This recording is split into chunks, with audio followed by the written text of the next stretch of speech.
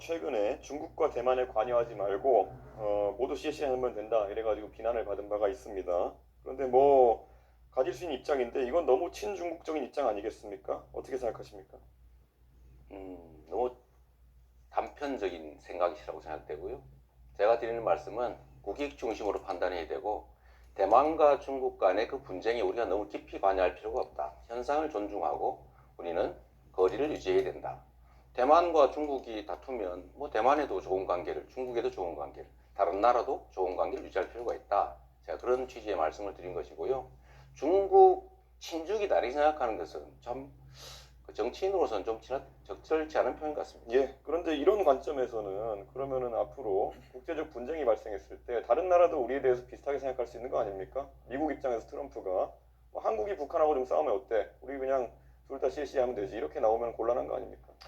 일반적인 사례와 특수 상황에 대한 사례를 좀 구분하시면 좋을 것 같아요. 그냥 뭐든지 극단화시키는데 지금 통상적인 외교와 통상적인 무역 그리고 통상적인 국제관계의 얘기를 한 것이고 침략을 한다든지 전쟁이 벌어진다든지 하는 상황이 벌어졌을 때는 그 상황은 또 다른 것이죠. 계속 말을 돌리고 계신 게 잠깐만 제가 답변할 때 예. 좀 하게 하고 하시죠. 네, 답변 30초 시간을 그래서 보장하셔서 그런 점들에 대해서는 극단적으로 좀 판단하지 않으시면 좋겠습니다.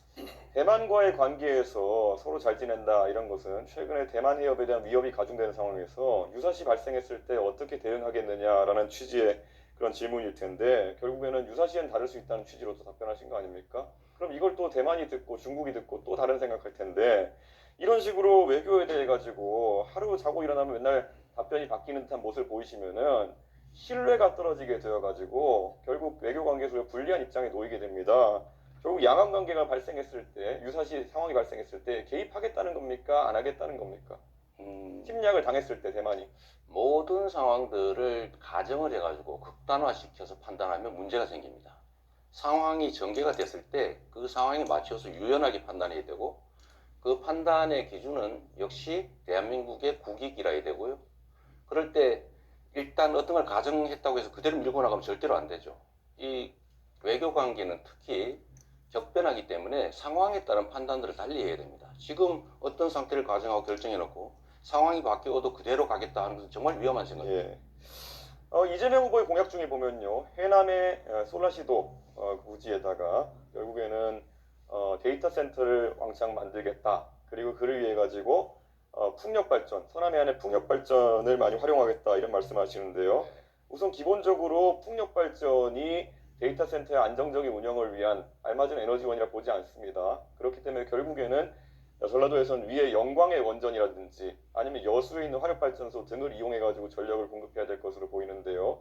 왜 굳이 그런 불안정한 풍력발전 전원이 있는 곳에다가 이런 데이터 센터를 공약하게 되었는지 의문이고요. 그리고 지금 풍력발전 같은 경우에는 개발 및 운영의 66%, 제조의 83.4%, 금융의 100%가 외국에 넘어가 있고 대부분 그게 중국 쪽입니다. 서민 분야에서도 보면은 우리나라 업체 점유율은 28%에 불과합니다. 그런데 이런 식으로 전력 생산 단가도 높고 실제로 중국이 많이 장악하고 있는 풍력 발전 시장에 대해 가지고 계속 이렇게 우호적인 발언하는 이유가 무엇인지 궁금하고요. 풍력 발전 같은 경우에는 태풍이 불어서 25m/s 이상의 바람이 불게 되면은 가동을 중지해야 됩니다. 그럼 데이터 센터의 기본적인 조건이 뭐냐면은 안정적인 전력 공급입니다. 그럼 아까 말했던 것처럼 영광에서 여수에서 전력 끌고 와야 되고 데이터 케이블 같은 것도 부산에서 끌고 와가지고 이걸 해야 되는데 도대체 중국을 위한 것이 아니라면은 이게 누구를 위한 것입니까? 자꾸 저를 친중으로 한번 몰아보려고 애쓰시는 것 같은데 매우 부적절하다는 생각이 들고요. 원래 이 데이터 센터들은 기본적으로 재생에너지를 쓰는 게 지금 표준이죠. 재생에너지는 기본적으로 간헐성이라고 하는 불규칙성이 본질입니다.